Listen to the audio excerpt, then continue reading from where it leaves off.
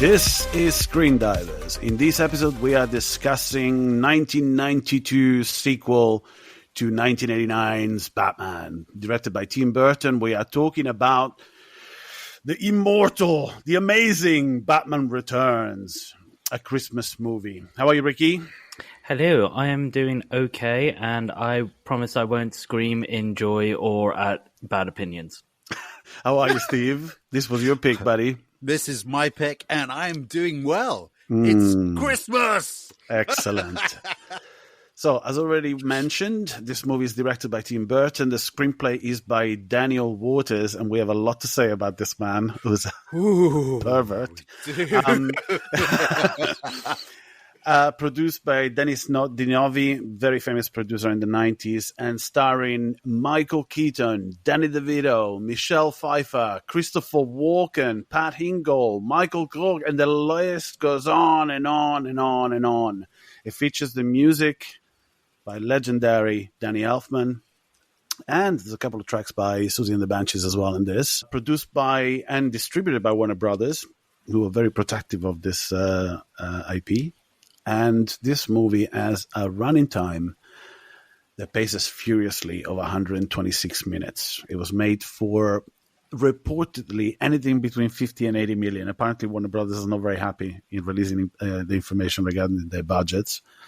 And it made $266 million or $270 million.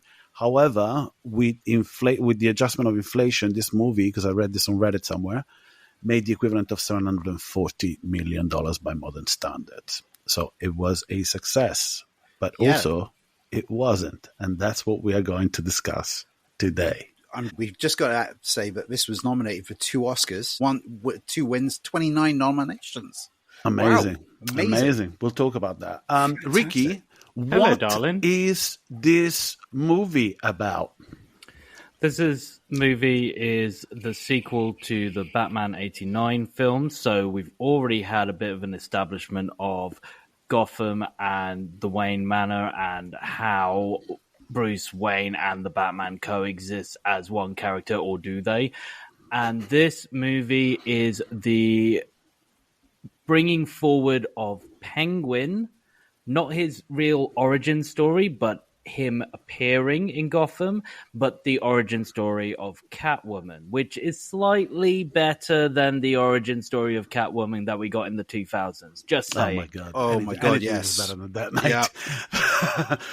But we talk. I think, have we talked apart from Mystery Men? Have we talked about any other superhero films on this podcast?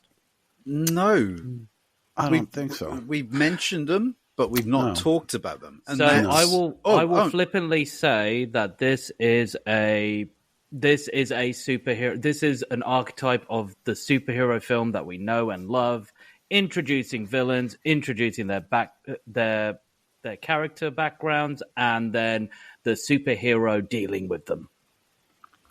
Pretty much, yes. I also believe that this movie should have been called 50 Shades of Bruce. How about that? Oh, there is so much sexual tension going on. Or Ice White Bats, perhaps. Dude. We have a lot to talk about. I adore this movie. I'm going to ask what your history is with this picture. But in 1989, I, just like the rest of the world, most of the rest of the world that is part of my generation, became a Batmaniac. And ended up remaining that way for the rest of my life. However, in 1992, I actually got to see a movie from this universe, which is Tim Burton's universe, in the theater. Because I'll never forget the disappointment of not being able to get tickets for the 89.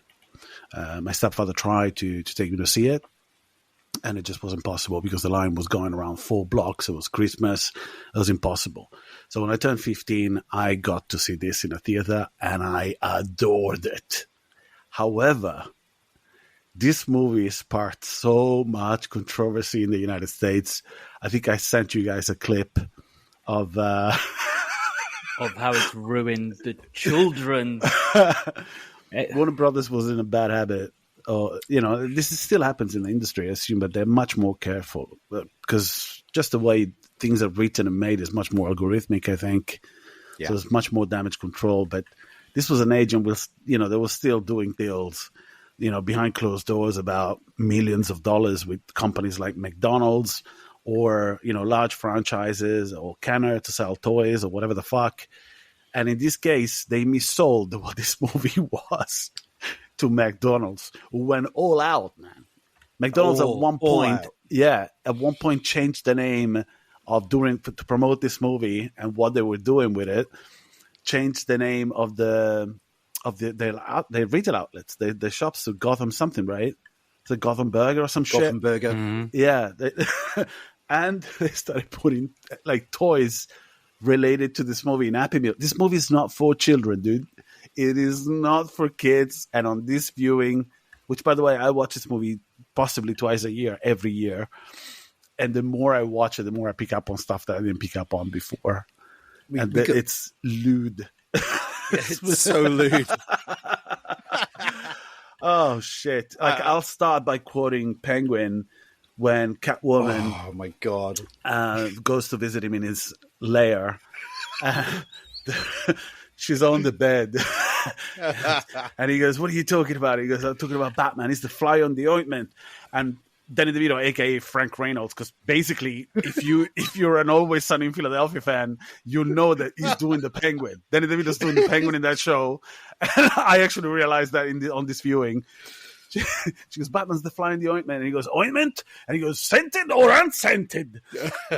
Not to mention the fact that he enters the room and he goes, this is the pussy I'm looking for. Like, there's a dude. And it's endless. It is endless. And it's phenomenal, but it's not for kids. Did you watch this with your son on your last viewing, Ricky? No. Oh, okay. Of course not. Because, there's large birds. And no, of course I wouldn't. What are you talking about? Like, we need to talk about what? At what point do you think my son, who is almost 6 years old, who I have put through Paranorman, which he was okay with, but then he would constantly talk about, so are there ghosts in our living room right now? At what point do you think I'd put him through Danny DeVito's Penguin? I know that I let my kid That's fine. not get traumatized no, by right. things apart Social from services flies. is already on the way, mate. It's fine. They're called something else in this country. Oh, really? Okay. How do you know? You dealt with them a few times already. But hey, man, like I rewatched it this morning. And there's so many sequences that if you take them out of context of this movie, they are fucking absurd. And I'll just mention one now. It just left a memory burn this morning, and in a pleasant way almost. It's after Penguin basically dies for good. He's on this ramp, and all of a sudden, oh God, yeah. There's what can only be little people or children in penguin costumes that are huddling out, and they're basically doing like a funeral service for the penguin. And if you take the imagery itself, if you take it out of context it is the most bizarre. So much of it. There is so much strangeness in this. It's awesome. There's also a lot of belittling of things that are actually quite extreme. The scene that I just rewatched part of the ending again. You can guess why, but Penguin says something. No, one of his minions says, "But Penguin, I mean, like killing sleeping children, isn't that a little?" And the reply, apart from him being shot, is, "No, it's a lot of." Yeah, when he does an indie, right? He does an Indiana Jones. He just puts out the fucking air and shoots him. Yeah. But it's also like the response is ridiculous. There's so much ridiculous about this. Tim Burton and the writer Daniel Waters must have been big fans of this TV show. Must have. Yeah, for sure. Because everything is very 70s kitsch about it. Not everything, but I think for me at least. For me, it was more when, and it went into the writing as well. I adore that show, the 66, because I grew up watching reruns of it. Like I used to watch. I have memories of watching it in the waiting room at the private school, whatever, when my mom was coming to pick me up, I would always catch an episode after school while waiting for her. And it left, these are formative years, so it stayed with me. And the memory, the most beautiful memories that I have of the show, besides Alfred and Batman on a bicycle at one point because the Batmobile was being impounded. That's a thing, by the way, that happened in the show. It's the Batmobile gets impounded, and all of a sudden they use the Bat bicycle, and it's Alfred and Batman standing behind him. Just anyway, one of the things that really nailed the feeling of the TV show is, and it's particularly one line uttered by the Penguin when he goes, "A plan is forming." And it's when he's on the bed, right? It's there's so much double entendres in this. So many. Mm-hmm. There's so many. The movie is filthy, dude. It's absolutely so good. And also another thing that I never noticed before, and you might think I'm stupid, during the masked ball or whatever, which is fucking eyes wide shut to the max. They're the only two people not wearing masks. That's it. And I didn't realize this until this viewing. I never paid attention to it, but obviously, they hit you over the head with it when Michelle Pfeiffer utters, we're wearing masks. Like, no, we're not actually. But that's And of course, Christopher Walken being like, "Oh, I get it. You've come in. It's a rich, entitled school boy, businessman or whatever." Yeah, and he ends that conversation with yawn. Yawn. The way he says it is so Valley Girl as well. Yawn. It is. Dude, when he's in this, there's so much Walken here. When it's walking in a wonderland. It's like, mate, I wrote some of them down. What my favorite one is when he goes into the sewers and he's got his handkerchief in his hand. The Penguin is about to blackmail him, basically, to blackmail Max Schreck. And he goes, "My God, it's true. Penguin Man in the sewers." But he kind of mutters this to himself, and it's there's so much of it. Or when he's having the meeting with Bruce Wayne, when Bruce obviously knows already what's going on, that he's a profiteer and he has no scruples whatsoever. He throws, Michael Keaton throws a bunch of papers at him, and at one point he knows, Max Schreck knows that Bruce Wayne knows what's up, and he goes, "Bruce, shame on you." it's priceless, absolutely priceless. The way he dies in this as well, definitely not for children. That imagery, I know that it doesn't. Dude, they were putting fucking toys in Happy Meals. All right? So the movie was released for a PG-13. McDonald's had to release a fucking, nationwide apology, a global apology. They made millions. But at the end of the day, and I'm not a Puritan of any sort, but this movie is good for a teenager, but definitely not for the people they were targeting with the merchandise. Yeah. Not at all. There's infanticide in this. There's implication of rape. There's several murders, including Batman murdering people left and right. There's immolation in this. There's a moment in which he puts the fucking Batmobile on a pedestal, turns around, and burns somebody to death.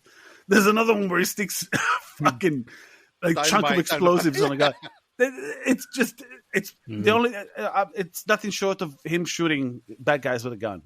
Yeah, but it's very much, as you mentioned it earlier, and maybe it's because we're all playing the game, but you mentioned Indiana Jones earlier. It's very much that scene in Raiders of the Lost Ark where he just shoots someone because it's kind of comic. It's very Wile E. Coyote. It's very Hanna-Barbera-esque violence. Yeah, but it's still killing people. Yeah. Yeah. But you never think about it when you're watching Looney Tunes or something. And this is what this film is. This film is a very live action version of Looney Tunes. It is, but it's shrouded in darkness. That's the problem with this movie, and not for me. I adore this movie, and I'm going to score this very high. So I'm gonna tell you right now. This is possibly my favorite Batman movie. I think the scope, this is a better movie than Batman 89, but obviously it has a lesser villain when it comes. The more I watch it, the more iconic DeVito is actually in this role. Like the entire sequence when he comes out, because Shrek is luring him to a room of fucking people with a trout. Yeah. It's a trout. Yeah. And he's fucking eating it. And I was going to have fish for lunch today. I'm not going to do that after this movie. Right? Not to mention what? You know, Danny DeVito did not like sushi before this film, and after that trout scene, he was like, "I could do this every day." Quite literally, he turned around. There's an interview which I watched on Blu-ray, where he's quite literally saying, like, "I loved it. I loved every single second of eating those raw fish. They were so tasty." I was just like, "Oh my god!" The entire sequence that happens after this with the image consultants. Oh my god!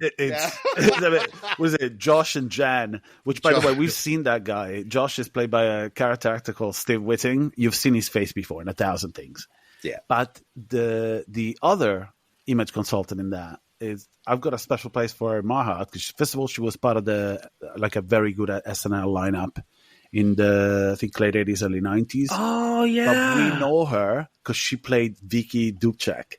She played the landlord's daughter in Third Rock from the Sun. Yeah. Oh. And her name is Jan Hooks.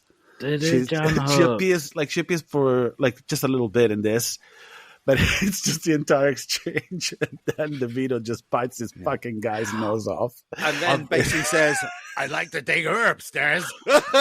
He goes, "Your nose is bleeding." What? But that scene. Yeah. I remember when I first watched this, and we might go back to because Umba shared his introduction to this film, his first watch. That scene was one of the scenes that burnt into my memory. When you were younger. Why the Penguin is one of the most villainous, hardcore villains of the DC universe. But it was literally that. It was literally that. The whole, it could be worse. I could be gushing blood from my nose. gushing blood from my... Yeah. For our listeners, that was a fantastic...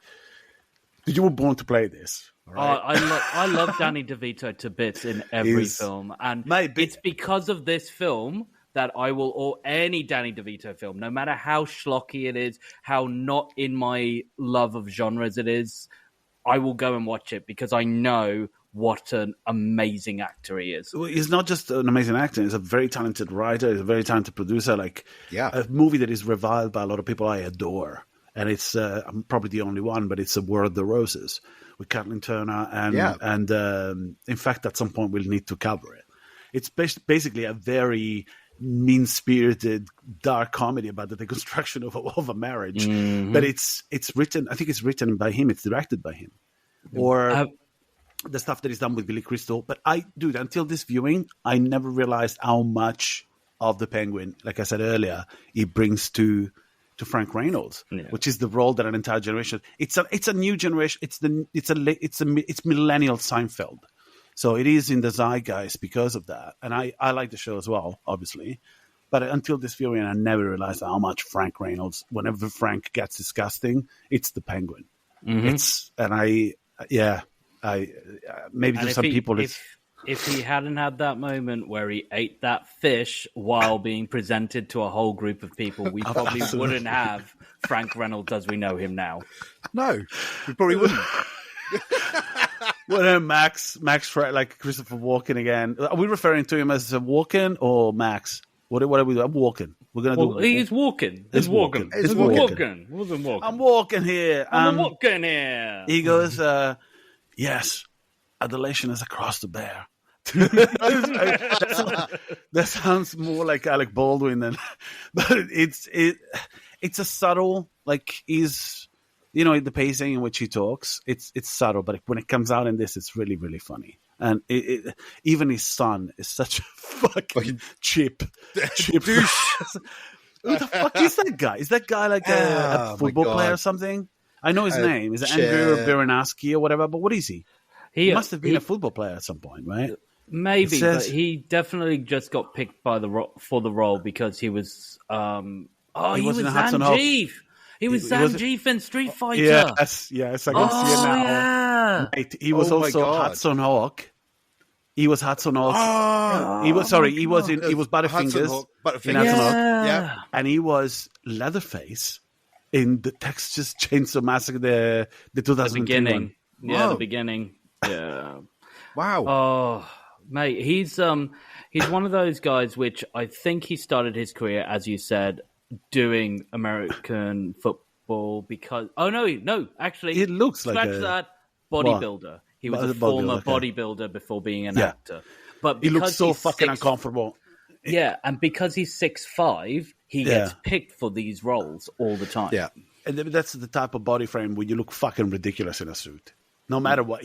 In fact, look, even Arnie, as iconic as he is, Schwarzenegger never looked good in a suit. I mean, maybe in True Lies for a moment, because he was a little bit smaller. He looked amazing in Junior. He looked amazing in True Lies, but it's a bit, that's late 40s. Junior. Yeah. He looked amazing in Junior. Junior?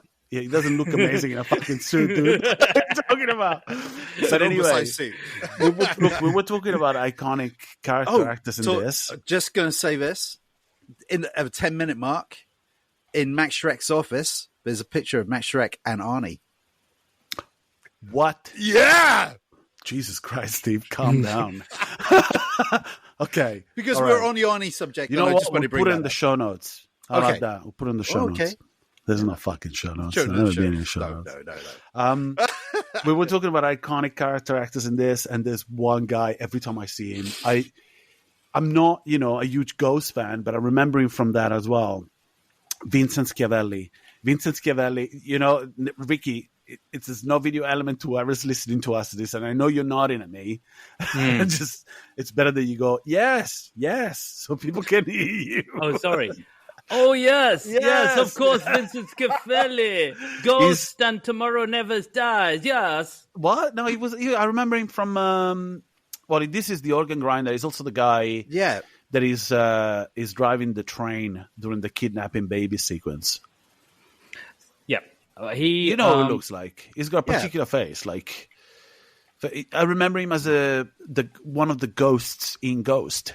In the tube sequence, right? I think. Yeah, and what I remember him from is that he is the gypsy uncle in Buffy the Vampire Slayer that gets slaughtered in the first season. Yes. Yeah, dude, it's funny you just mentioned that. You know what I was watching this morning? Buffy. Is that this movie? No, Angel. And I can only recommend it because they did everything right. The original sin, Dexter. All right, I was going to go for Frasier because. That's what you do. No, but I'm mentioning this. There's a connection to what Sarah Michelle Gellar is in the show as a regular. Yeah, and the show works, dude, because Michael C. Hall does his own. It's a voice it's like it's a voice in the head, but it's also narrating because he's having a flashback. Basically, he's on just watch it, dude. I couldn't recommend it anymore. There's only one episode out, and both myself and Anna at the end of it looked at each other going, "Fuck, we need to wait a week." Which is the very thing that I wanted. I'm almost complaining about not having something to look forward to when it comes down to episodic dramas now, because sometimes, the media has changed. So they release 10 episodes and some things are not meant to be binged. So as much as I'm complaining, I look forward to the fact that I have to wait 7 days. Can you say that actor's name again? Vincent Schiavelli. Cool. He actually passed. Are you going to fucking say it as well? Just use your hands. Do it. Schiavelli. He you actually sound like a fucking idiot when you do it.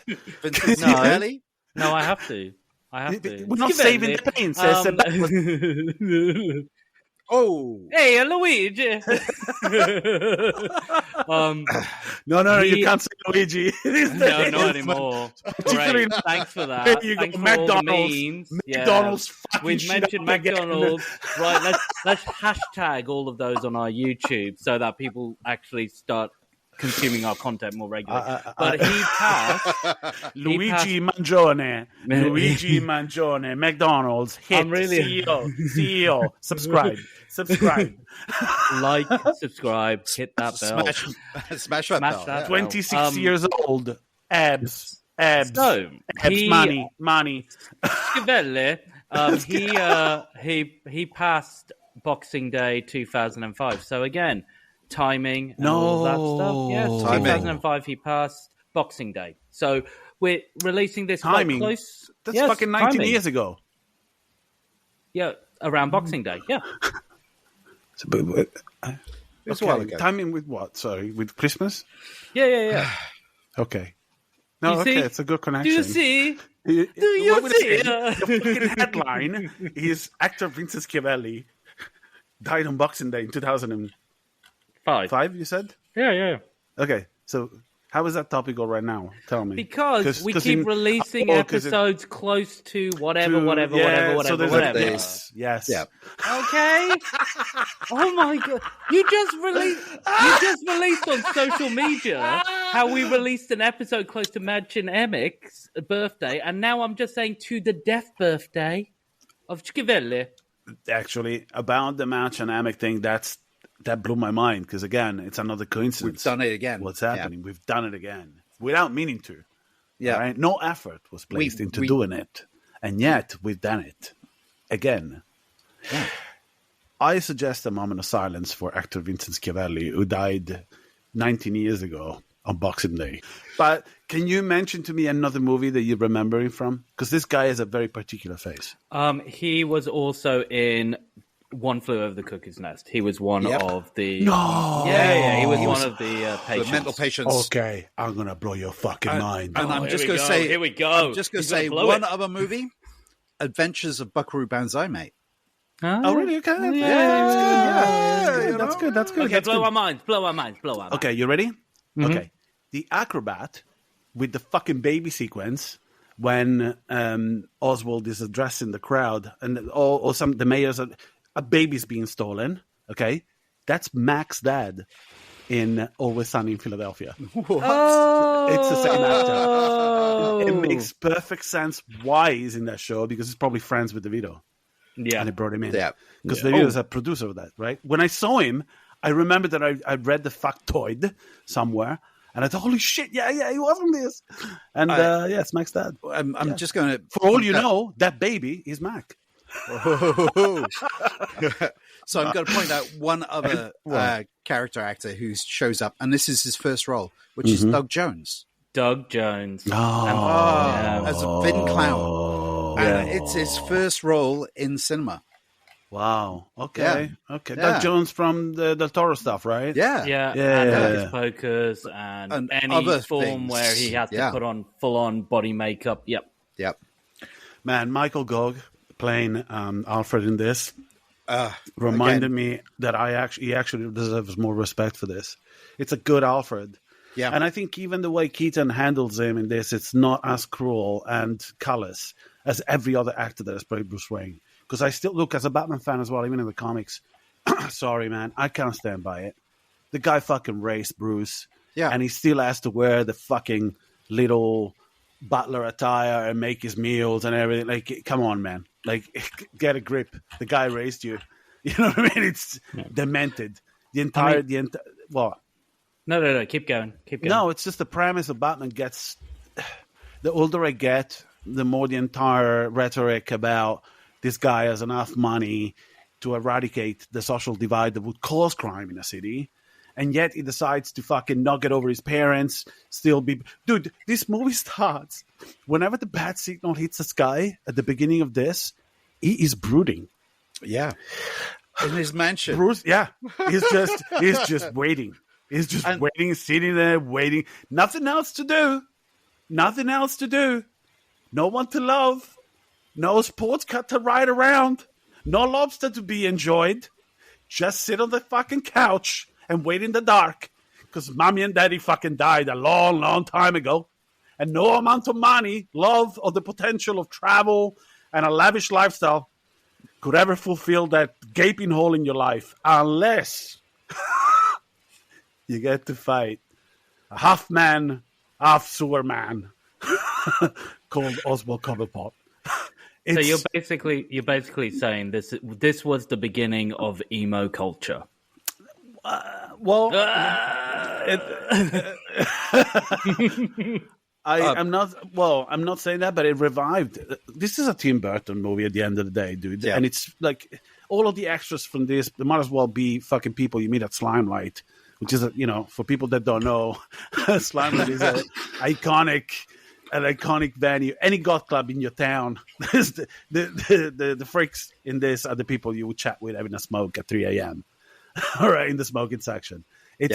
There's a lot of that. So if I'm wearing black today, this movie is a fault right here. To mention the fact that my tween mind exploded whenever some of the gadgetry here. Let's talk about that, man. Let's talk about some of the gadgetry in this. My God, that fucking Batarang / Game Gear. It's not even a Game Gear. It's a Game & Watch. Oh, dude.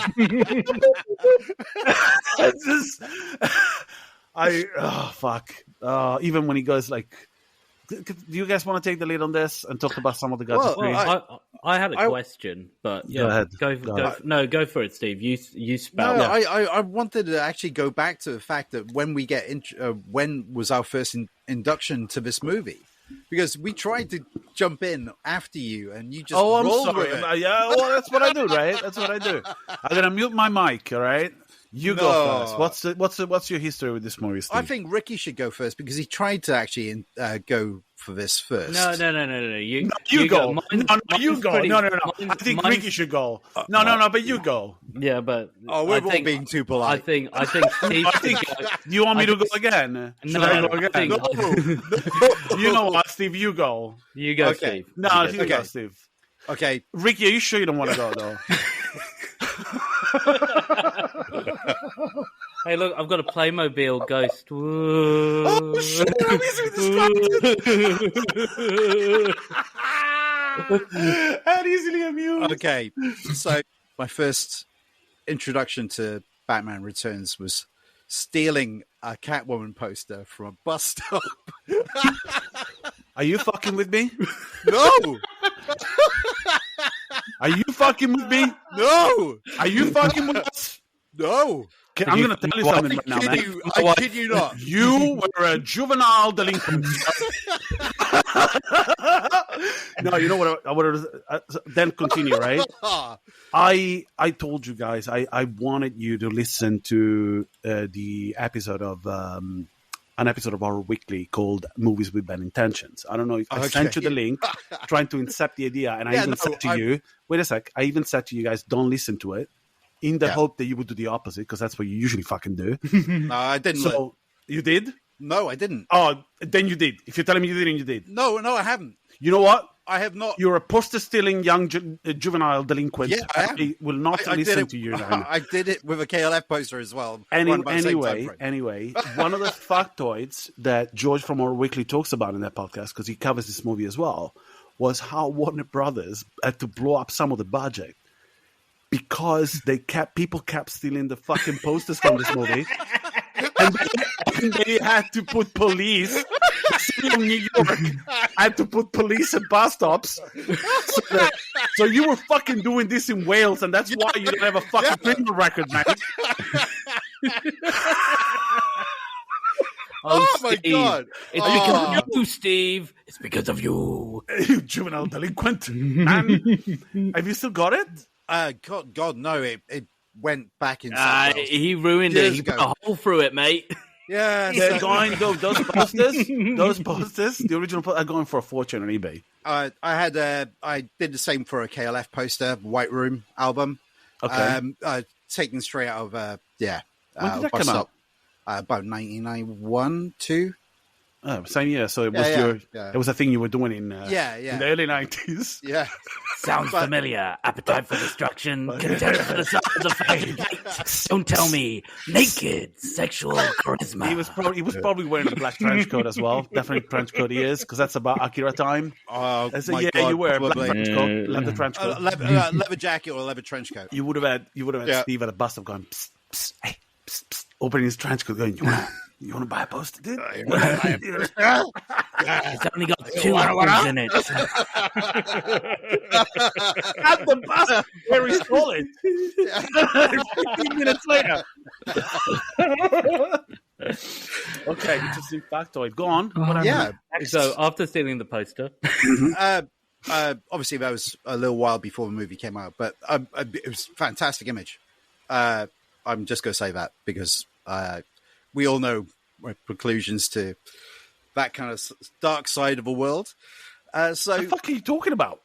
the Catwoman fucking poster. Oh, you could just say that she looked as fuck. She did. Yeah, She was. she Yes. Yes, of course. Of It's course. not about power. It's about teaching, reaching out to people, touching people, No, she groping She people. was hot. During production, they went through 60 of those Catwoman Oh, mate. outfits. 60. Have 60 you outfits. bidded for one on eBay yet? Nope. No, I man, think you should, Steve. I think you'd look fabulous. I'm sure all the little bits and bobs that you'd sew yourself into, I think you'd look great. I don't think I've got the body for it anymore. Can I just say, I did say, this movie might as well be called 50 Shades of Wayne or whatever the fuck. I have never realized. Actually, I should have, because the boys actually took the piss out of this with the portrayal of what's his fucking name from the boys in the comics as well. What's his name? He's basically a caricature of Tony Stark and Bruce Wayne. Yeah. But in the show, the way they portrayed him, Tech Knights. Tech Knight, yeah. Yeah. He does have like a heavy series of fetishes that he manifests in his back cave, which is a fucking dungeon. Dude, yeah, but this movie, lot of holes. the way, dude, there's a moment in which Bruce is talking to Alfred, complaining about how it's his fucking fault that Vicky Vale in the first movie ended up in the Batcave because you know, like Alfred, you don't know how to keep a secret. What the fuck are you talking about, Bruce? You can barely keep it together, dude. Yeah. Get the fuck over your parents, your dead parents. He puts his hand into a tank, like a fish tank, and inside the fish tank there's like a recreation of Wayne Manor, and he kind of fingers the door because it's a switch, but he does it in the most sexual way, like he's just tapping a clit. Like, and the moment he does it, Gonna roll up my sleeve. Dude, and then there's an Iron Maiden that opens. And the Iron Maiden is what he needs to fucking ride to go down to the Batcave. But how ridiculous is that? Because Alfred then appears a split second later, like coming down the stairs. Yeah. He goes, He even says, like, I don't have this fucking fetish for deep-seated physical pain that you have. So I'll take the stairs. I'll just take the stairs. So, back to Steve. Steve, you stole this poster, and then months later. Yeah. So, months later, I ended up watching in the same movie theater. Hey, Chris, if you're listening, it was still a great movie. That's it, But quite literally, we went into the same cinema we watched Batman 89 in. Yeah. And we watched it. Even though it was the worst cinema to see it, we had a very specific memory of watching the prequel to it in that movie theater. So we just went to the same one. I was really elated. good. Were you elated when you walked out? Like, were you energized? Yeah. Oh my God. It was amazing. It was great. It is. And I completely didn't take in like 90% of the sexual information. Neither did I, man. I did not. In this viewing is all I picked up on, which is maybe more a reflection on who I am now than anything else. But Umba, you're a dirty man. we are dirty man, and I formed the head. And by head, you know what I mean. Anyway, oh my God. All I'm saying is I'll give a shout out as well to some of the friends that I went with, and one in particular is Daniele Pennese, who was almost upset with me because he didn't like this movie as much as I did. Because apparently I was raving about it all the way back, and it was irritating the rest of the people. Unlike now, most of the time when we walk out of a theater, I'm complaining about something. So in this case, I was elated, and man, the last viewing, I watched the new 4K remaster with a Dolby Atmos mix. Chef's kiss. And it's really difficult for a company like Warner Brothers, because of the way they operate and how protective they are of this IP, like we said at the beginning. They want to control the entire process of remastering something. I don't think Tim Burton would even get a hand in this because, it's persona non grata at Warner Brothers because of this movie. So I don't know if that's still going on, but at the time they really didn't want him. That's why we didn't get Batman Continues, which is something we'll close with. We'll talk about this later, why that movie didn't happen. Yeah. But one of the things that I forgot what the fuck I was talking about. As usual. You're talking about people you saw it with, yada, yada. Yeah. And how much they disliked the fact that you went on and on about it. Yeah. Well, And can I just add a little side note? What? Beetlejuice was released through Warner Brothers.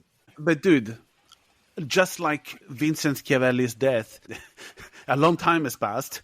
So I assume that Warner Brothers would have gotten over it. Yeah, they understand that he's a moneymaker. Yeah, but I also assume that whoever, like the chairman or whichever executive is in power at the time, is probably not even fucking there anymore. That's because of Luigi. We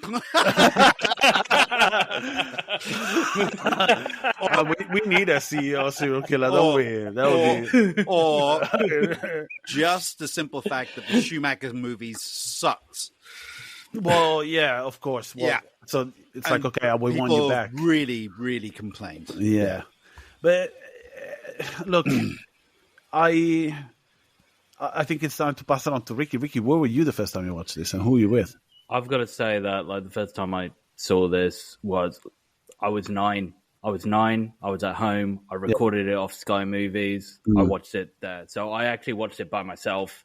I don't think my parents even saw it with me, or if they did see it with me, I don't remember them being there. But this was one of the films that I watched on repeat almost week after week after I first saw it. I could not get enough of this film.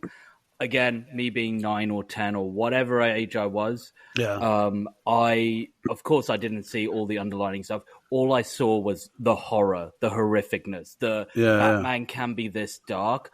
Oh my God, yes, Batman can be this dark. And it was, especially for my age group, understanding that superheroes didn't have to be like Christopher Reeve's Superman and they could be Micheal Keaton's Dark Batman was incredible. But I agree with you. I was going to say... But you're highlighting the fact that we never got that fucking movie. No. Because I would have loved that. I would have loved Christopher Reeve and Micheal Keaton to be in a Batman vs. Superman. Yeah. But what I'm saying is the night and day of Richard Donner's view of what a superhero movie was and Tim Burton's view of what a superhero movie can be. Not what it should be, but what it can be, and him just. And I know, everybody could say like, well, Tim Burton only makes one sort of movie, and he keeps using the same like stripy snake in everything, and blah blah blah blah blah. He does, but he does. Love him at the end of the day, cinema's entertainment. Is this an entertaining film? Yes. Oh my goodness, this is an entertaining film. Yes, it is. Yes, it is. It's 126 minutes of fucking fury. It paces much better than the first one, actually. It does. And the scope of the movie seems smaller. Like you have more characters, you have more subplots in this, and yet the city just doesn't. Gotham City doesn't. I think there's a reason for that. I think they moved the production elsewhere. I think Los Angeles. Yeah, and it feels like everything is a soundstage here. In the first one, you got a real sense that Gotham was a hustling, bustling, real place. And here you get set pieces in certain areas, which I don't mind. I don't mind because all of a sudden you got much more Batman. Batman in this is reactive to what's happening. We get a lot of time, man. Screen time for Keaton here. Maybe that's the reason why I like him more than the first one. Obviously, Jack Nicholson is missing, and that's a thing. But now that I get older, I appreciate DeVito in the role of the antagonist much more. What I was going to say earlier, it's how I watched it on my last viewing. So I rewatched a 4K treatment that is curated by Warner Brothers, and usually when you get a large studio curating their own work, it's never good. It's always like very middle of the road. If you get a restoration that is led by the original director of photography or the director, you get much more polish on it. However, this one is possibly the best I have seen.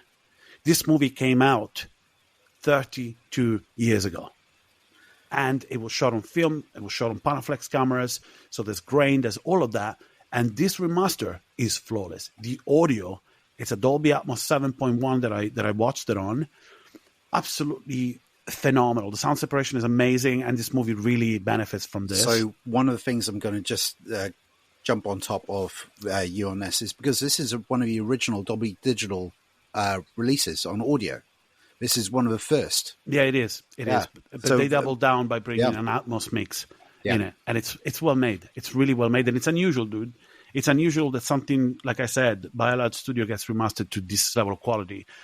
But when it comes down to the video as well, they've done a phenomenal job. If you have not seen the latest transfer of this, I suggest that you watch it. Even the snow, dude, even this fake or not, or what, most probably fake, but the idea is that you get like a sense of texture from it. They've done, everything they've done is, even the skin tones, like whenever you see Catwoman for the first time, it's like, my name is Catwoman and hear me roar. You know, which, by the way, the entire way she handles this woman getting almost raped is like what she says to her, you make it so easy. There's a lot, dude, there's a lot of trouble fucking writing in this. Yeah. And even the way there's, you know, like, of course she's a cat and there's several jokes. She basically dies 8 times in this. And there's one life left, which was, you know, to allow for a sequel that never happened. But she was scheduled to be in Batman Continues because the movie ends with her. Yeah. First of all, let's tell our listeners that you picked this as your Christmas action pick. Yeah. It's a bold choice because this movie is much more than just an action movie. This so it's a very bold choice. It is, but it has action scenes and set scenes. Yeah, and absolutely. I'm rather than going for something which would be atypical, like Die Hard or Violent Night, I wanted to go for something which was a little. Sometimes people forget this is an actual Christmas movie. It is, and that's what I was going to say next.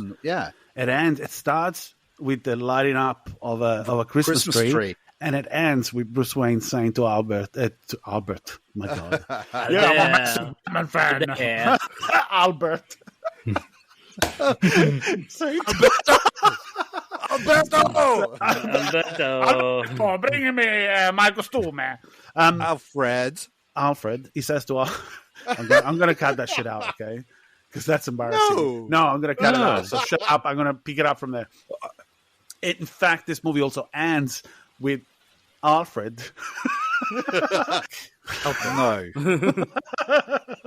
No.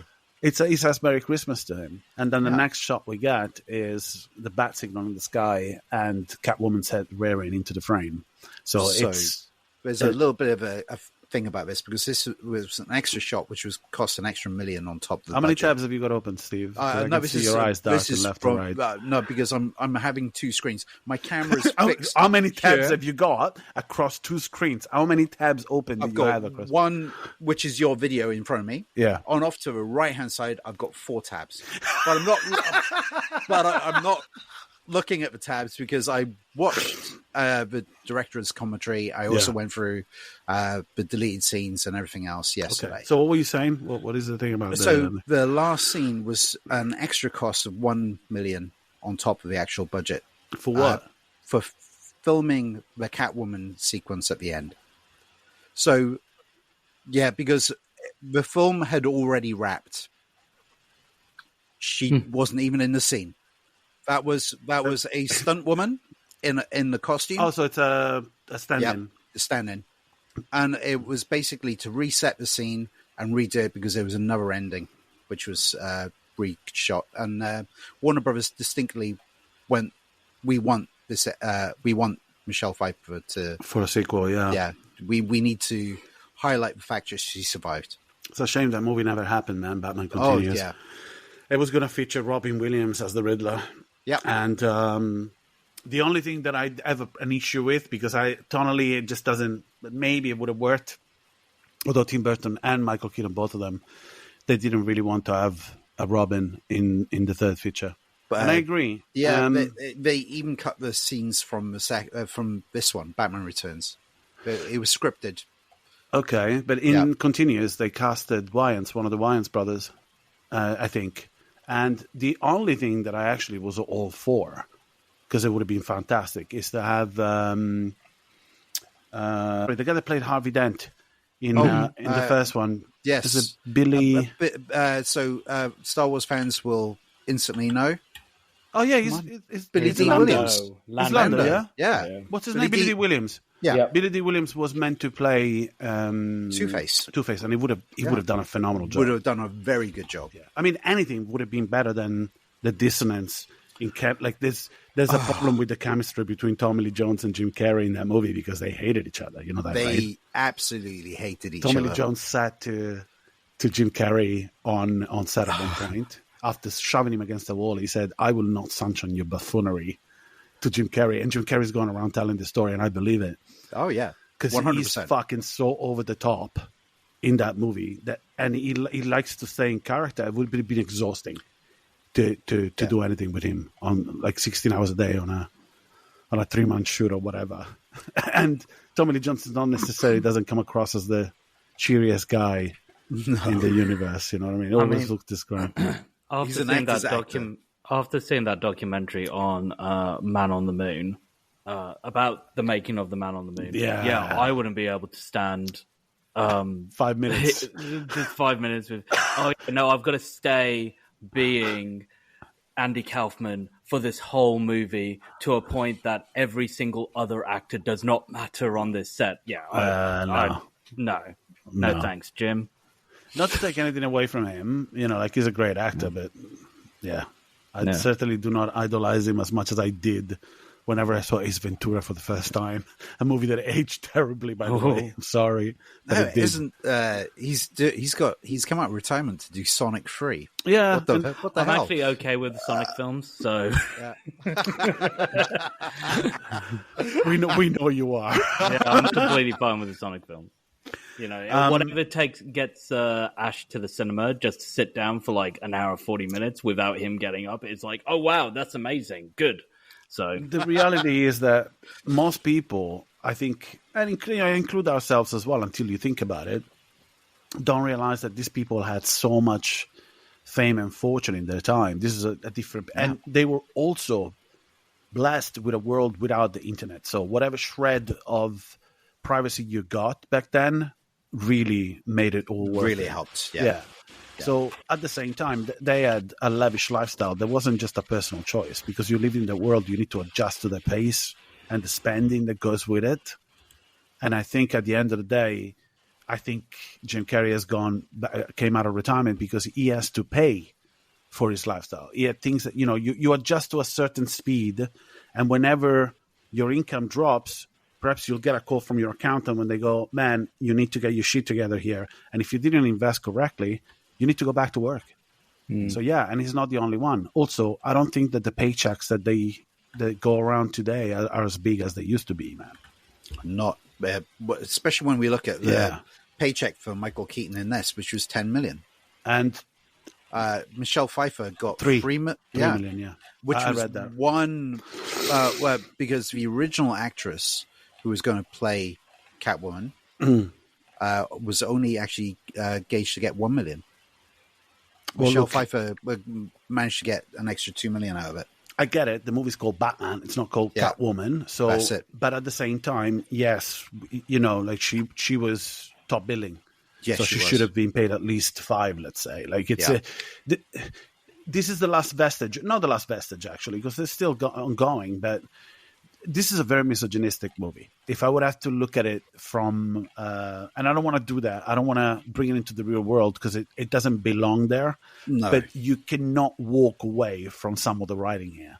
No. Like there's a bit in which after he throws her out the window, and he sees her again. She comes in. All of a sudden, she's all hot. First of all, there's a scene that never made me uncomfortable until today, which is Max and Bruce looking at her as she's talking to them. Yeah. And Bruce can barely fucking talk. Yeah. But he's got it's so ridiculous. It's almost more, it's ridicule on those two characters, and particularly on Bruce Wayne more than it is on Selina. But if you go back and watch this particular sequence, it's like, who the fuck wrote this and thought it was a good idea? This is still Batman. This is still Bruce Wayne. Like, he's not meant to be, and he reacts like a fucking idiot. Like his mouth's hanging open. Like, oh my God, this woman all of a sudden, because she changed her hairstyle and she put on some makeup, he's so fucking hot. we cannot behave like fucking human beings in the workplace anymore. It's out of control, dude. It's a really strange sequence. It is. You know what I'm talking about when she comes back. 100%. And besides that, right after that, it's what Max says to Chip. Yeah. He goes, he's implying that he doesn't know why she's back, right? After he killed her, basically. Yeah. And he goes, next time I'll just throw her out of a higher window. Yeah. And it's very callous. And of course, public opinion didn't respond to this well either. No. In the little YouTube video that I sent you guys about little Danny, summer movie critic or whatever the fuck his name is. I didn't watch it, mate.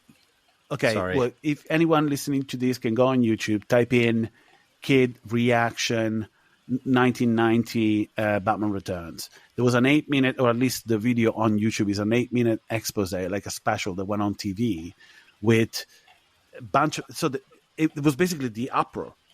And there's this woman conducted this program full of children, and there's a guy who represents the League of Families, Entertainment, whatever the fuck, and they're denouncing the content of this movie.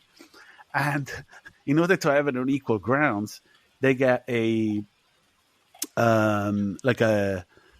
specialist in who's a 12-year-old kid. And he started, whenever they announce him, his name is Danny something. Fucking hell. His name is... Wait. Sure. Right, no, that's you. Got you there. That's you. Gotcha. You fucking piece of shit. Ricky, this is exactly what I wanted to say. Oh my god! Okay, wait a second. The episode. It's just, just Umba's mind fart. Wait a second. Okay, I gotta find. All right, I'm playing the video now. Okay, I'm playing the video without sound. Let's have. Oh no, I've got sound on. Sorry. Faith Daniels is the one who's talking at the moment. And I want you to tell me the title of the kid, what he does. He is, hold on. Younger children. The movie is just too violent. Let's get an expert opinion on that from USA Today's junior movie critic, 10-year-old Danny Slasky. Please welcome Danny. Danny Slasky. And on the banner at the bottom of the screen, it says summer movie critic. And it's so PC because I understand the reasoning behind it, which is a lot of kids would have turned around going, I don't want to go to school anymore. I want to be a movie critic. And the parents could turn around and go, no. He's a summer movie critic. So you can do it in the summer. You can do it. Anyway, and I sent you a picture of this guy now being an adult. No, yeah. Because he's heavily criticized this movie. If I was his age which I was like 3 years older, I was Batman when I walked out of this. I was completely delusional when I walked out of this movie. So what we got to remember is that this was 15 rated in the States? No, it was PG-13. No, open another tab. I thought it was MFA. Though, can I just say how weird it is when this got released? So this got released for the summer. This would be uncalled for in this day and age. If you make a Christmas movie and you release it for the summer, you're basically asking it to fail. Really? Yeah. True. Yeah. True. Aren't you? So the fact that it all got released in June, July, mainly June in 1992, means that they probably wanted it to fail. It didn't, though, man. I mean, no, it didn't. But they probably wanted it to fail because they've taken a Christmas superhero film and been like, let's just dump it in the summer. No matter how good the first film was, let's dump this in the summer because, oh my God, we don't know what Tim's done. And we don't like what Tim's done. We don't like the fact that the Penguin's spewing out black stuff all the time. We don't like the fact that he's eating fish and saying, oh, you see that pussy? This is the pussy I want. Can I... just the pussy I was waiting for. Can I also say... That's what he says, dude. Yeah. What does he say? He says, that's the pussy I'm looking for. I was looking for. Yeah, just the pussy I was looking for. Remember, Max, you flush it, I flush it. when he gives her the champagne, and she goes, she gives her champagne, and he offers her a ring. He goes, let's consume this communion. And she goes, I wouldn't touch you, to scratch you. I wouldn't touch you to scratch you. Yeah, he says something along the lines of, I had enough of you, you little minx. And he puts and I forgot that sequence, dude. I forgot that all of a sudden she's flying over Gotham. What the fuck is Batman when this is all going? Oh, because he becomes a death. He's climbing. He's flicking his wings around. He's flicking his wings around. Spending time with his bat companions that he's afraid of. He's afraid of bats. Don't forget that. He's afraid. I said to you guys, listen to that episode of Horror Weekly because this movie has bad intentions. You know what? This movie didn't have bad intentions. This is a horny movie. Yep. This is one of the horniest Batman movies. I mean, hetero, because then you obviously have Batman and Robin. That's very horny. Oh, that's the other side of it. It's for another demographic because of its director. They added bat nipples. Yeah, they did. And they went all out with it, man. The bat credit card, man. Bat credit card. It's for the sugar daddies out there. The gold one. Look, those movies are ridiculous, but it's just what they did to Gotham. It went from looking like this gothic landscape to a fucking laser tag.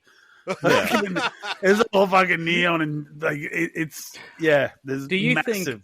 Do you think it's Joel Schumacher? The later films was Joel Schumacher's view of New York, i.e., I am pilled up to the max and I'm going clubbing. That's New York to me. For sure. Pretty much. Pretty much. You nailed it. You nailed it.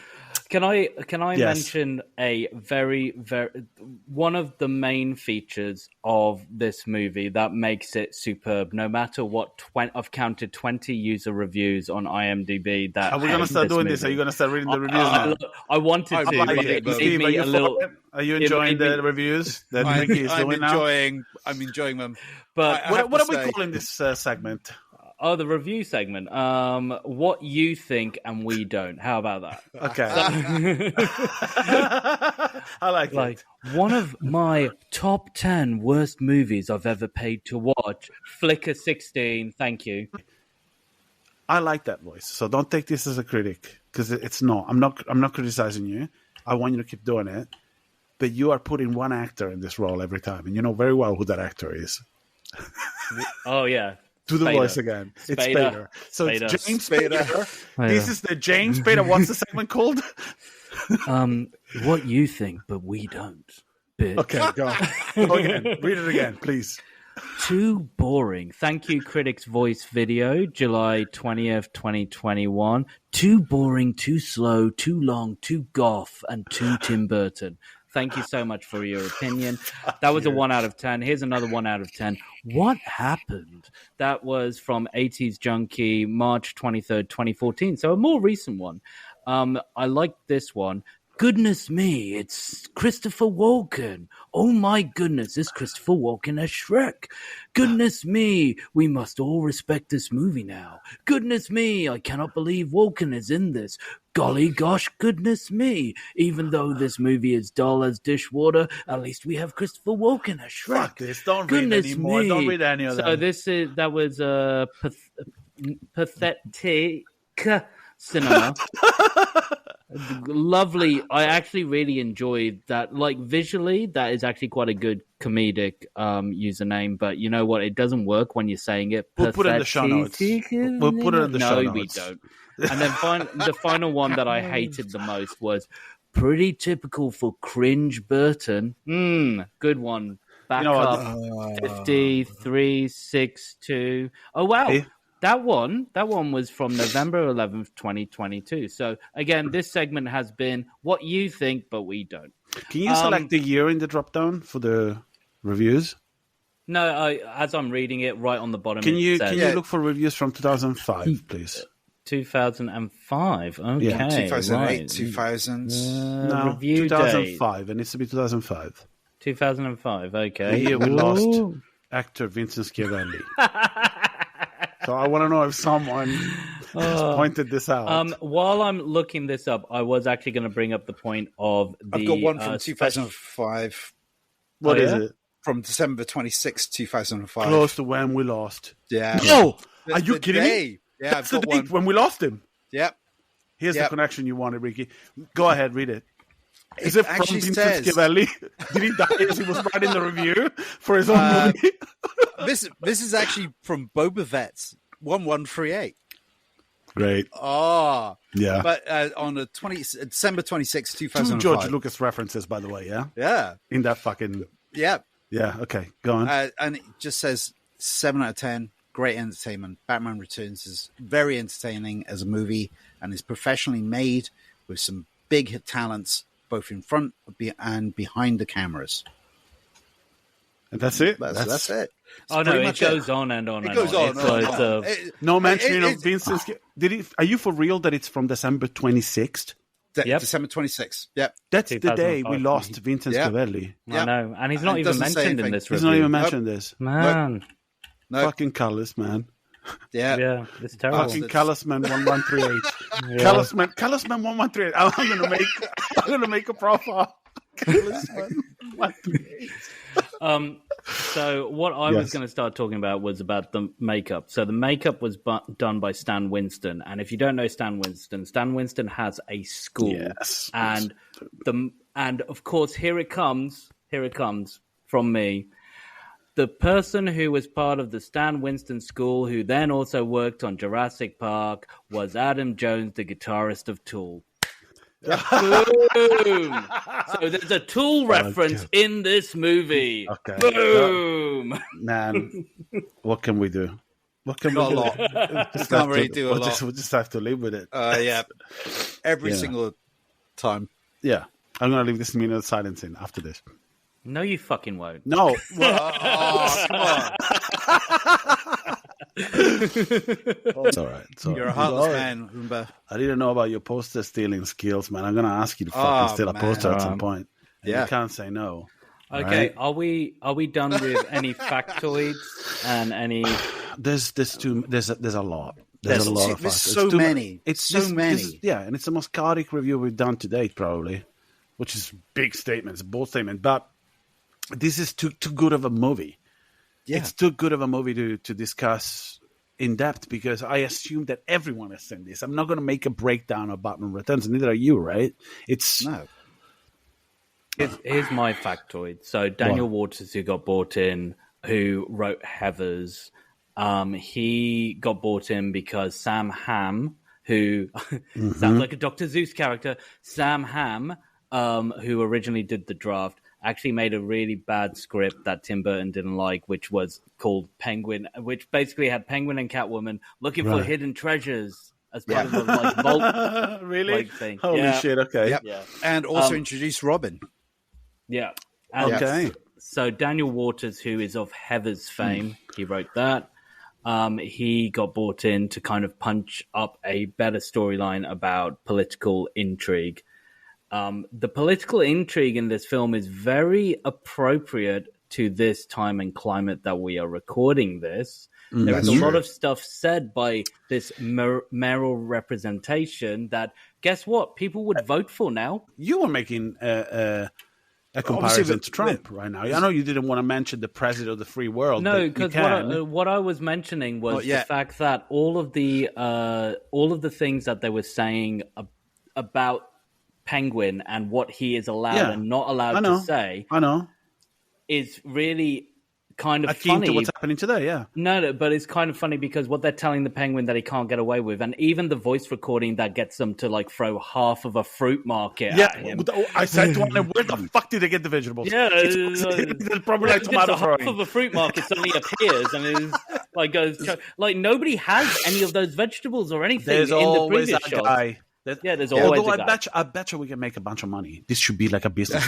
But it should be, and it would be cheap as well. You can go and buy discarded vegetables from a supermarket, then pin out like where big manifestations are or big speeches are in the city, and have like a little cart, and people can just fucking buy rotten vegetables from you. I know it sounds like a bad business idea, but hear me out. No, what would you call it? Boo. The boutique. As desperate times, man. As a snippet, I know we're talking about kind of snippets and stuff like that. No, you are. You're looking at your 4 tabs. No, you're coming up with. By the way, come on, bring it. No, what is it? Was something That'd else. be fucking good, dude. Have you got any posters to sell? Can I buy You are posters? mean. You are being mean now. Would you like a I poster? love him. It's a burden. It's my cross to bear. You're a burden. I'm a beast of burden. A beast of a burden. Go on. So, there's an interesting fact in the documentary I watched yesterday with Sean Young, and she, Yes. she went into Warner Brothers into an executive meeting, Which is fucking scary. If you know how many fucking exactly restraining orders Sean Young has received by co-stars, including James Woods. And imagine her to go on, finish the story. Sorry. So with Michael Keaton in the actual meeting as well, and she broke in full Catwoman outfit. I would probably suspect the 1950s style Catwoman kind of 1970s kind of version. Yeah. But yeah, like a one-piece catsuit, right? Yeah, That's what you would call it, I guess. Yeah, jumped over a couch and went, "I am Catwoman." Yeah, and I believe it. I believe it as well. I believe it because she's in the documentary stating that she did it. Are we going to talk about the worst? And I'm going to be cruel. You are. Pat Hingle. Fuck it, dude. He's the worst. Maybe they cut out his lines or whatever. The fucking worst Commissioner Gordon on screen.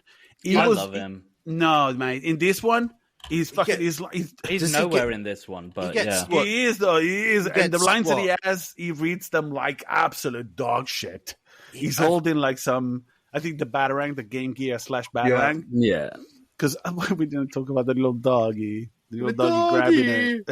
This is like, I think it's target number 4 when he throws the Batarang and hits one clown, second clown, third clown, and then the dog just, a little poodle, just grabs it. Whoop.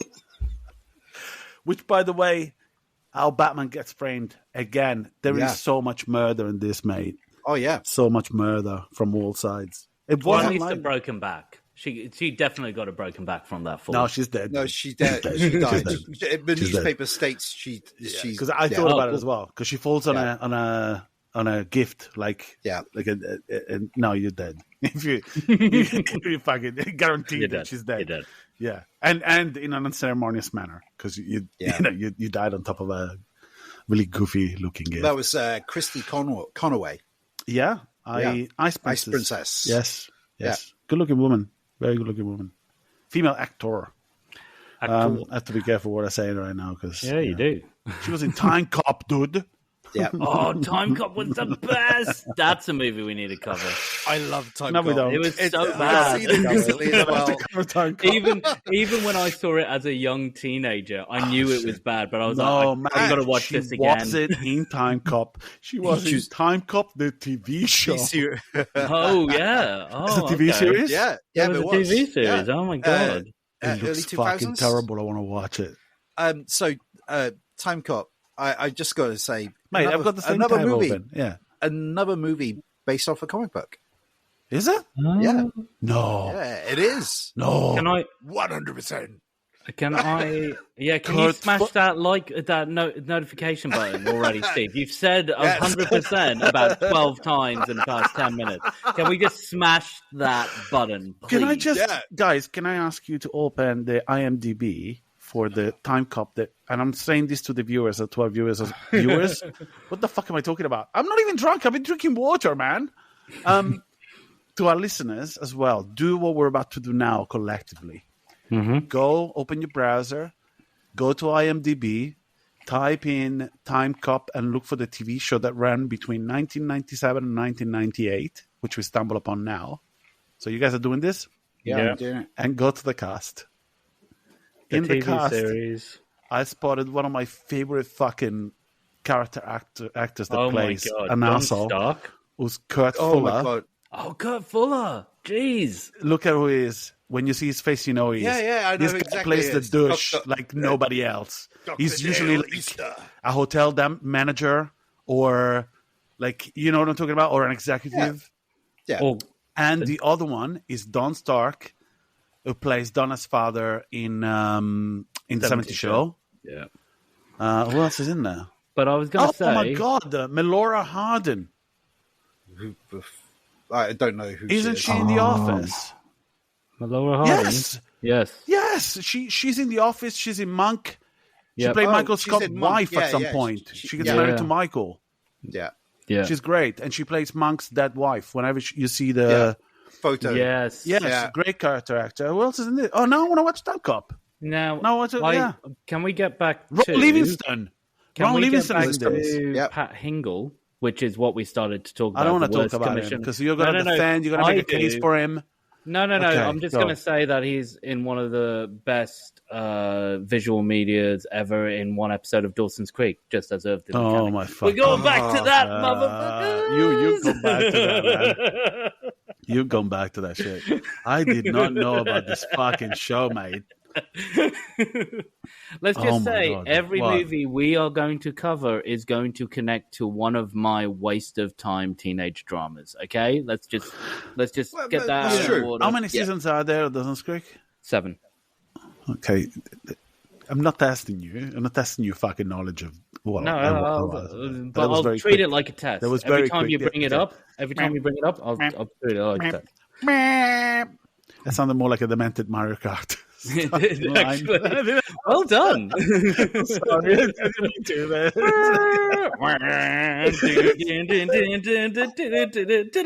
Like the dollar store version in Italy of Mario Kart. Do you want to ask another question? There was 128 episodes in Dawson's Creek. Just saying. Oh you my know. God, stop it, mate. Stop it. Now, there is a thing that I heard about, which I haven't seen yet. And I think, regardless of how it is, we should just watch it and then cover it in the show. It's TV, which, I don't know if our format's going to work. Like, I think that doing a TV series would be difficult, but we should try it at some point. Maybe one that ran for 2 or 3 seasons, but this one, I don't think that ran for that. Now, what I'm about to tell you is not bullshit. And when I found out about this, I can't stop thinking about it. We need to watch it. There was a show in the late 80s, early 90s, or early 90s, with Hulk Hogan in it. And it's about a sentient speedboat. Like, oh my God! Mate, Yeah. Oh, it's called. Just do it. Okay, Steve. Trouble in Paradise. Okay, we need to watch that, all of it, because it can be more than one season. And it was only one season because Hulk Hogan hated working on sets. Okay, but anyway, they show just the very notion of it. The premise is a coke fever dream. It's basically Knight Rider on a boat. Knight Rider on a speedboat with Hulk Hogan in it. Yeah, and we just need to do it. We I need to do. I think I watched one episode and went, "This is Mate." So that you understand how much coke we're talking about. One of the 2 writers, was the head writer for a show that I grew up watching called Manimal. And if you don't remember Manimal, Ricky, Pulsey do you know hand, about this? Pulsey hand. We need to watch Manimal as well. We need to cover Manimal.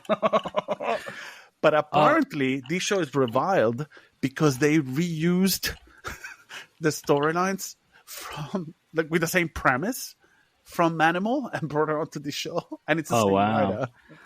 I will correct myself. It's Thunder in Paradise, not Trouble. Thunder in Paradise. Thunder, yeah. Because I think that's the name of the boat. Thunder. Thunder. Oh my God! Come on, mate! Come on! We need to do this. We need to do many episodes. There's 22 episodes, but there's 3 films. Or I don't know if the films are just the episodes made into films, but Condensed. they had to make all their money back. I also know that on the Philips CDI there was a video game, which was a full motion video game. I didn't went this far, man. Mate. We need to. It's really bad.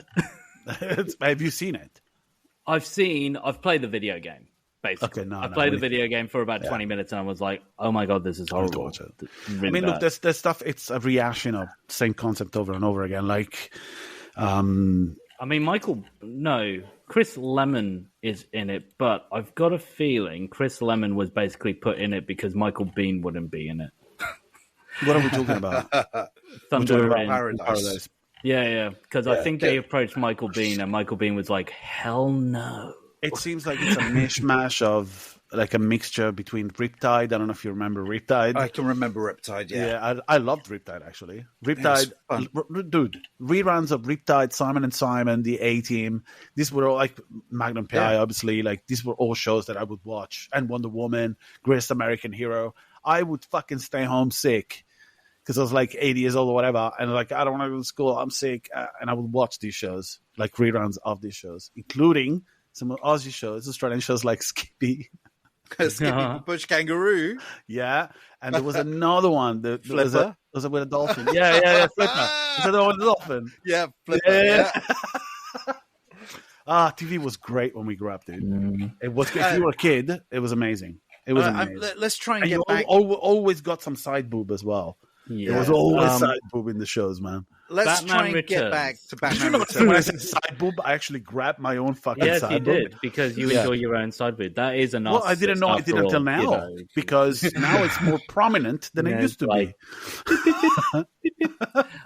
So, Batman Returns. Have we got anything more to say about it? Or are we on the ratings? Let's go ratings. Let's go ratings. Oh, just one thing. Oh my god! They went from production designer. They changed production designer from the '89 to this one. They got Bo Welsh, who worked with Tim Burton quite a lot with things like Edward Scissorhands, but also went on to make things like The Birdcage and Men in Black, and recently has been a director and a production designer for the Netflix TV show A Series of Unfortunate Events. And I think that this film in particular actually did really well in terms of the slight change in set design. Yeah, the set design was due to the location change. So are you talking about London to some sets in LA? It is, but that's why the scope is smaller. Yeah. Because you do have 3 or 4 locations. That's it. You have the Suez, that's the square that it gets overused over and over and over. I didn't notice until this viewing. In this viewing, I thought, okay, it's kind of not, but it's this movie about that. We already have a sense of setting and place because it was established in the first movie, so that's fine. Like it's not, if anything, a lot more room for the performances. Before we go to our ratings, I just discovered a little thing here. Whatever we record our episodes, I normally print a bunch of stuff or write some notes just like the rest of you. And this time around, I didn't have time to look at them until now, obviously. But I picked up a bunch of stuff from Wikipedia, and it's the way the roles of the actors are described in this list. I just potted it now with the corner of my eye. Do you want me to read you a couple? Sure. Okay. So Danny DeVito as Oswald Cobblepot / Penguin. Description is a malformed crime boss. Then we have Michael Gogh as Alfred Pennyworth, Wayne's butler, and surrogate father. Which is true. It is true. It's a fucking insane thing that he's still playing his butler. I can't fucking get over it, man. Take the uniform off and demand some respect. There's a moment in this movie when he gives him dinner and he takes a spoon of the soup, spits it out and goes, "This is cold." And Alfred's like... If it was me, I would have picked up the plate going, "Fuck you, I'm taking this off. I'm done with you. I'm done with this bullshit. Get over it." And I'm taking off your shit as well because your father left it all to me. Because that's true as well. That's true. Right? Yeah. I mean, did you guys watch the TV series Gotham? Yes, indeed. Yeah. Not the last season. Okay. Well, I was about to say that I really enjoyed Sean Pertwee as Sean Alfred. Pertwee's Alfred. Yeah, it's fantastic. Because it's closer to the comics, mate. Yeah, and I think it does connect really well to these Tim Burton films, Alfred. You can, if you think about what Alfred becomes and you see Sean Pertwee's Alfred, you can see that sort of like he's always a little bit pissed off. He's MI5 dude. Like he was a spy. He was SAS. Special forces. Yeah, and SAS as much as he is beholding to the Waynes, you can tell he's a little bit pissed off with Bruce Wayne almost throughout Yeah. every single series. And I actually really enjoy that because there's still that like camaraderie because it's like, I'm not really your dad, so let's have a joke. And then there's always the episodes where it's like, I could punch your face in, Bruce. That show is a testament of why actually it works to have spin-offs where there's no Batman in Gotham. Because the worst part of that show is... Look, nothing against the kid that played young Bruce, but he was just fucking annoying, okay? Everyone else shined around him. Like even Robin Lord Taylor, I think that's his name, that plays the Penguin. Oswald in Cobblepot, Gotham. yeah. Oh, he's so good in it. He's a reason to watch a show. He's fucking phenomenal. Every single scene up. Yeah. Even the guy that plays, although his performance gets a little bit old, but at the beginning, the guy that plays Edward Nigma, Riddler is also very CW-y because the show was it a CW show, Gotham? I feel like it was. I feel like it was. Yeah, almost. Yeah. Then you have fucking Donald Logue playing Bullock. The only bad note is the entire thing about even the girl that they sexualize this young little girl, Selena Kyle. She's actually playing Poison Ivy, like a Michelle Pfeiffer version because she looks like a young Michelle Pfeiffer. And she does a really good job. Yeah. She did, but she's a child. And the problem is, how do you bring that sexuality that is overcharged in this movie? Because, you know, we did say, I mean, we alluded to the fact that Michelle Pfeiffer looks amazing in this. She does. She does. It's almost like an insult. Whenever you talk to another Batman fan, we tend to talk about the classic Cat, and I consider myself a big Batman fan.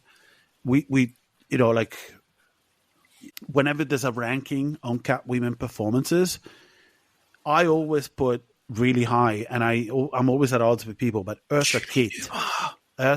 Merriweather, fine. But, Julie Newmar. But it's Eartha Kitt is always at the top of the list for me. I don't know why. There's something about the way she played that role that was the most mischievous, in my opinion. You know, everyone else was, but it's personal. I get it. It's a very personal ranking because at the end of the day, you got to remember that it's not just. Obviously, it's played by a woman, and because of the outfit, it's a very sexually charged role, right? Because she uses her sexual prowess as part of her entire shtick, right? Yeah, she's a burglar. She's a con artist as well, and it's personal, but. When it comes down to the way Michelle Pfeiffer did it in the 90s, it's fucking timeless, man. It is timeless because I rewatched it today, and even her costume design is very current. Like not very little looks like it dated in this movie, dude. Even the tweaks that they did to the Batmobile from '89 and this one are slightly different, and I think this one is actually better. Just the lines are a little bit less. I don't know. There was They're less severe. There's like that whole chromeness and I know there's CGI that's put on top to do the whole like whatever. But it's from an aesthetics point of view, like the way the car's designed is slightly different. Like the wings on the back of the Batmobile in the first one looked more like bat wings. Like they just like the way the curves, the abs were kind of shaped in the first costume. I like that, but at the same time, there's a more futuristic. A more timeless element in having and in fact, it's the same costume or very similar to the costume that they showed the last appearance in The Flash. Whenever Micheal Keaton featured on screen, he was wearing a costume that was more akin the Batman Returns costume than the. I understand that from a timeline standpoint, it makes more sense as well. But there's more than one sequence in The Flash where. And look, man, I'm not going to demonize The Flash. I was so happy to see Keaton in that role that I enjoyed the movie. Yeah, so, that was the best part of that movie. Like, it doesn't matter, but I would rewatch it just to see Keaton in that role again. You know, like it made the movie for me. And the abysmal Nicolas Cage CGI. Superman. That was fucking awful and unnecessary because it's referring to something that never happened, but it's fine. You know. There is a sequence where Micheal Keaton is deciding, well, not deciding, but he has choice. Because whenever he goes in the Batcave again, there's like 7 suits. So he can choose. We see a lot of stuff that was never used because in this alternate universe, obviously Batman kept being Batman. We didn't get Keaton as Batman. Man, it's too late. I want a Batman Beyond movie. That's what I want. And I want Micheal Keaton as old Bruce in that. And hopefully that would be so good. It would be fucking phenomenal. That would be phenomenal. And you could get Willem Dafoe as the Joker in that because he's a much older Joker. Yeah, he finally gets it. I mean, I see what you're saying. Yeah. However, part of me would love to hear the voice of. He's gone. He's gone. What? He's dead. No, not Kevin Conroy. I'm not talking about Kevin Conroy. I'm talking about Joker. I'm talking about Mark Hamill. Yeah, okay, but well, look, there's another voiceover actor. It's not Dan Stevens. What's his name?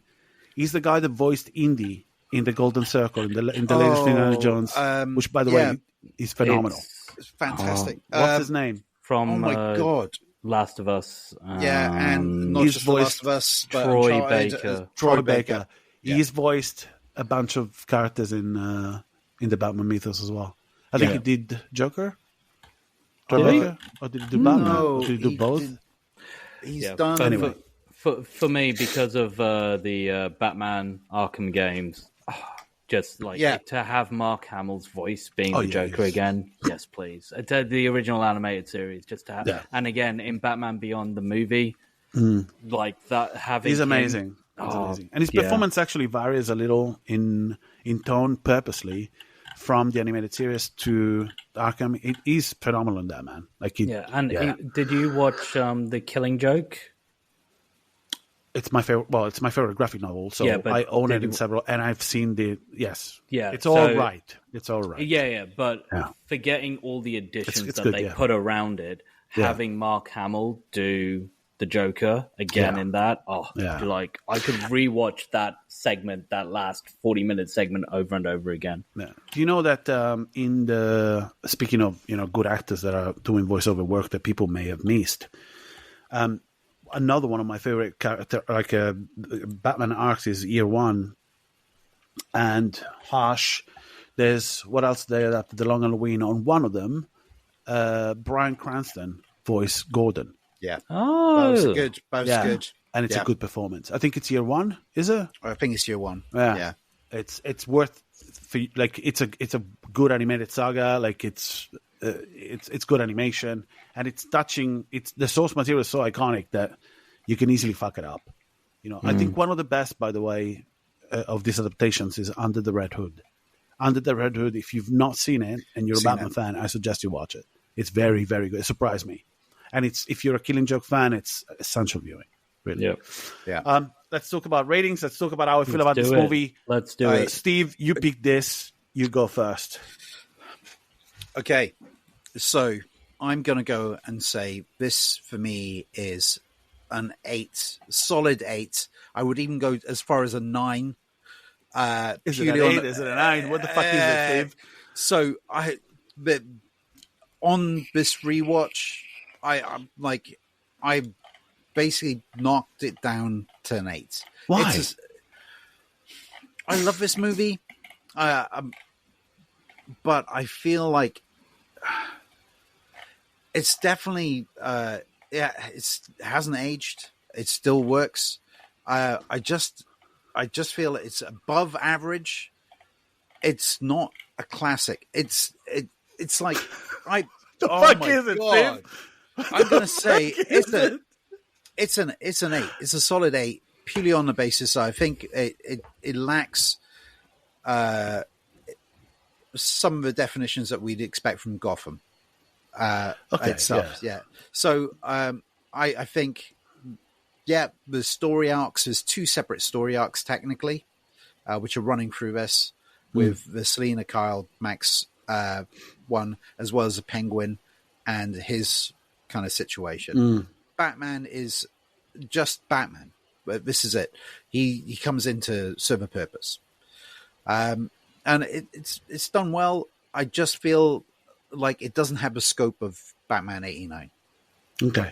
And I'm not gonna use the one thing that you want me not to use. Well, you do whatever you want, man. You be yourself. You steal that poster.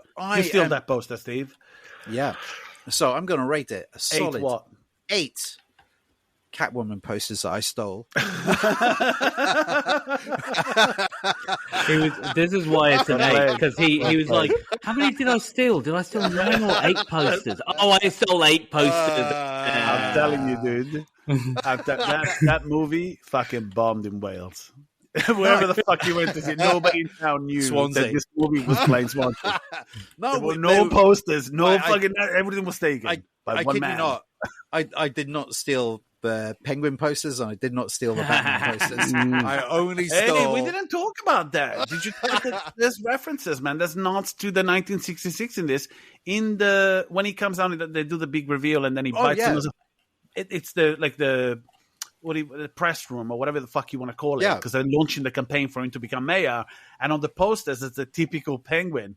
Yeah, purple suit and everything. I'm going to mention one other thing. What? They rebranded, because they with the toy figure for the Penguin. Yeah, they used an older figure because they felt the Danny DeVito's Penguin was too horrific. Horrific. I can believe it. So they repainted one of the blue and purple ones with grey trousers to black clothing and just kept it that way. Hey, let's not forget, I think it was 1992 that the animated series launched by Bruce Timm. And if you look at his color scheme in there, it's black and white. This color, So this is iconic. Yeah. And I think Sam Hamm, by the way, was one of the writers on that as well, if I'm not wrong. I may be wrong, but good. Ricky.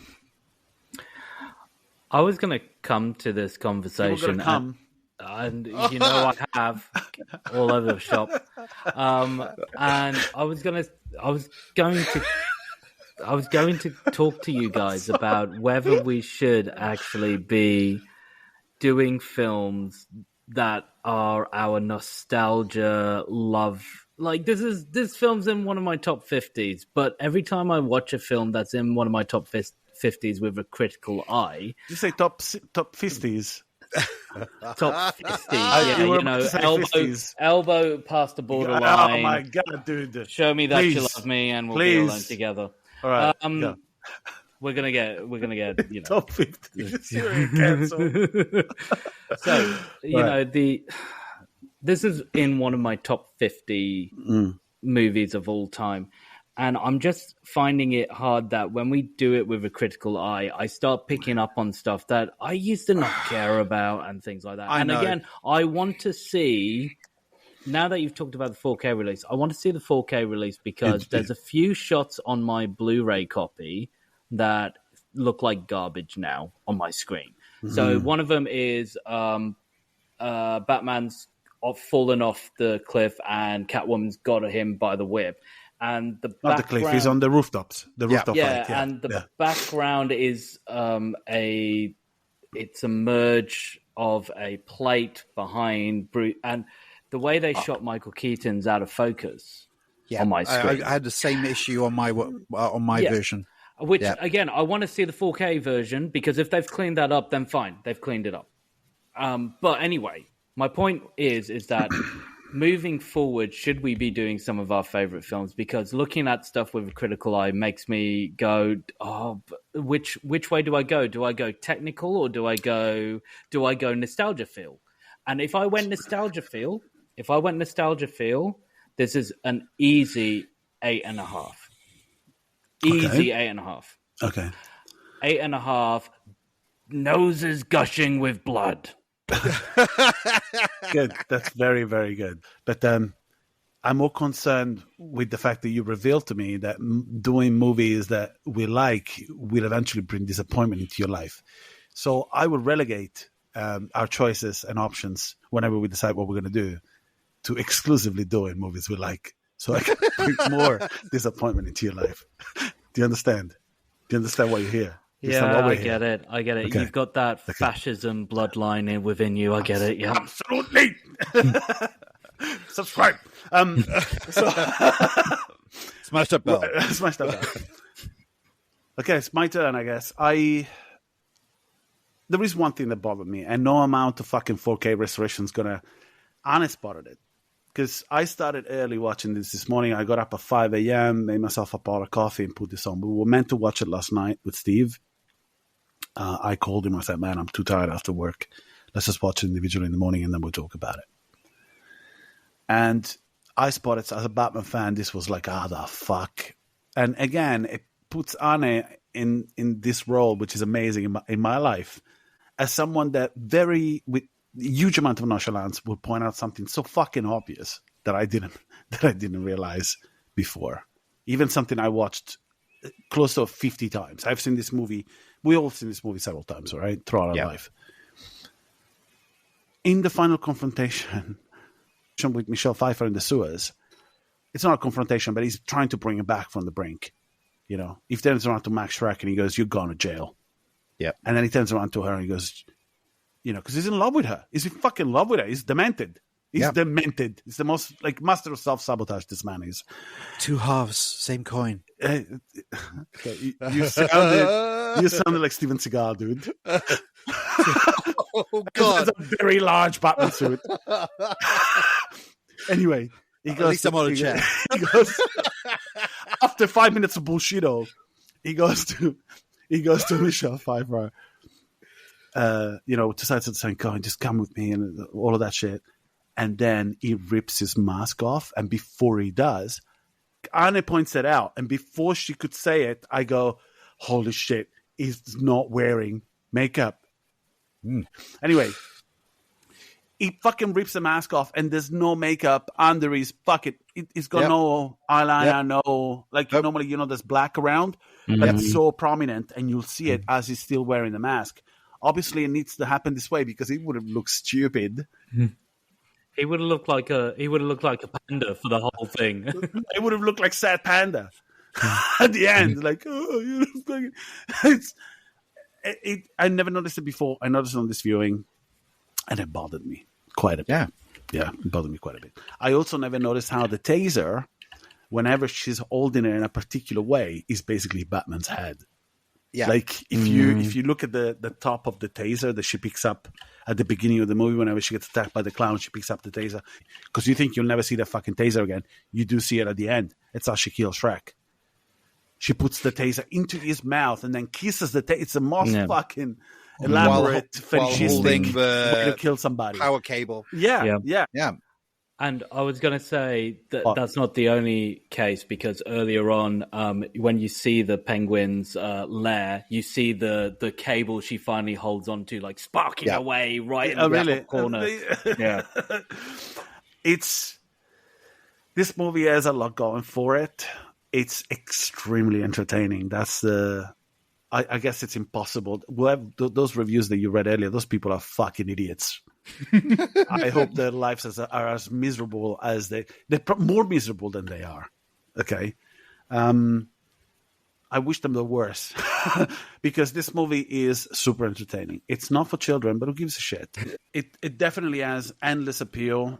You know, I think it's timeless as well because the set design and the art direction in general. It's that neo-noir kind of gothic that most Batman movies go for anyway, besides the Schumacher stuff. But when it comes down to it, it paces really well. It has an amazing cast. It's iconic as hell. And to me, it was a 9 when I walked into this, but we kind of talked about the scenes that fall in ridicule territory. So I have to put it down to 8.5. It's an 8.5 now. So what was your score, Ricky? 8.5. Same. 8.5. 8.5. And I'm an 8. You're an 8. Yeah. But it's not an hateful. It's not an hateful 8. It's not a hateful 8. It's not a hateful 8. 8 what though? 8 Game Gear Batarangs. 8.5 Game Gear Batarangs. That's what I was going to say, and I went, no, oh, I'm really? going to give it to you. Okay. Good. Yeah. There's a lot of, we would have spent 6 episodes covering factoids about this movie. Yeah. There's, if you look at it back, there's even little things like, which you have noticed when she goes back after she turns into Catwoman, she walks into her apartment, she's spray painted, she literally painted it black. Okay. Yeah. She's spray painting it flat black from the pink, everything pink before. Now it's all turning black. And as soon as she enters a bedroom, which by the way, she has a bedroom, so I don't understand the fucking need of a pull-out bed If Yeah. it was a studio apartment, fine. But there was enough space in that room not to have a pull-out bed. That's a weird choice. But anyway, as she enters her bedroom, she smashes the letters that once read "Hello there" to "Hell here." I don't know if you've noticed that. Yep, It's 100%. But there's a lot of stuff like this in this. There's homages to Nosferatu. There's the entire Shrek building the way Max Shrek. Yeah, Actor. It's endless. It is endless, and that's why we spoke a lot of shit up in this episode, because when we pick a movie like this, it's impossible.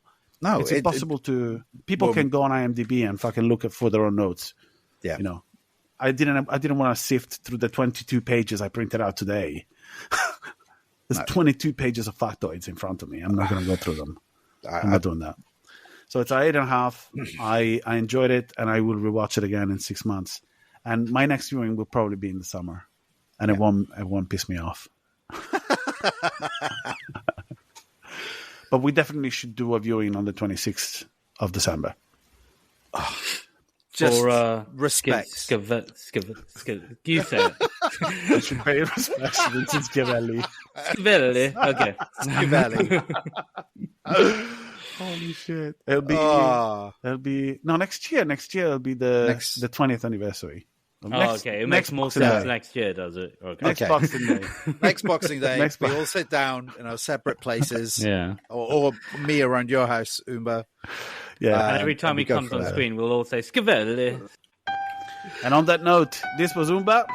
This is Steve. And this is Rookie. Bye. Bye. Oh, Merry you Christmas. blew out. Oh, what a blowout. Oh. You blew out? No, you blew out. A young boy, my father took me into the city to see a marching band. He said, son, when you grow up, would you be the savior of the broken, the beaten, and the damned? He said, will you defeat them, your demons, and all the non-believers? The plans